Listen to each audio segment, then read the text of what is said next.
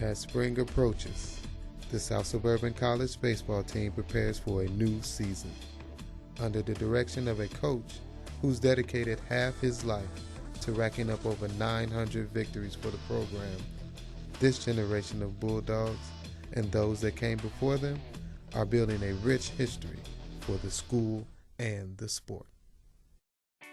It's really important that if you're really passionate about something, if you really love something, that you know its history, because if you love something, you should know where it started and how it all began and who are the important people. There's a part of baseball's history that often goes unnoticed: the Negro Leagues. Students, like Stanton, were able to learn about this legacy from former player Ernest Westfield when he was invited to SSC during Black History Month. I think our kids need to start reading our history to see how tough it was, because Jackie Robinson can't come back. Many of us have gone through our formal educations without knowing anything about the history of the Negro Leagues. This is not a woe is mine kind of story.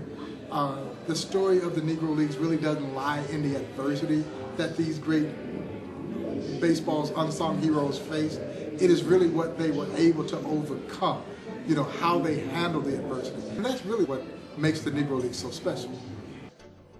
Young kids look at things and think it's easy now, but it wasn't easy back then. I was in the Cubs farm system. Matter of fact, I was signed by the late Buck O'Neill. I started playing the Negro League in 1959. Ernest played for the Birmingham Black Barons until the end of his professional career in 1965, which was also around the same time the Negro Leagues ended. Since then, he's been coaching and educating youth around the Chicagoland area. But he's not the only former Negro Leagues baseball player to call this area home.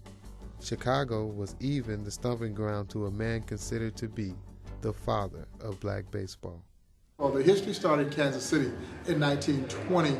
That is where Rube Foster and a contingent of 8 independent black baseball team owners met and formed what became the Negro National League.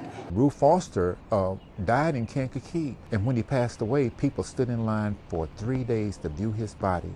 Now, he was the manager of a team called the Chicago American Giants. So Chicago has a lot of history when it comes to Negro League baseball, and Rube Foster is the one that brought it here.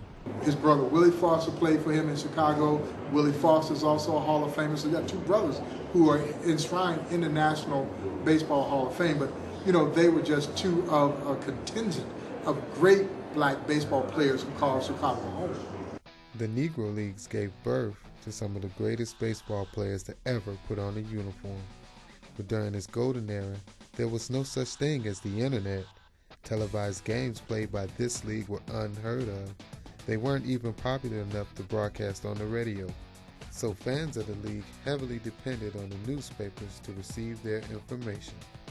There was only a few papers that covered the Negro League, and that was the Philadelphia newspaper and the Pittsburgh Courier, and the one they have here in Chicago, the Chicago Defender.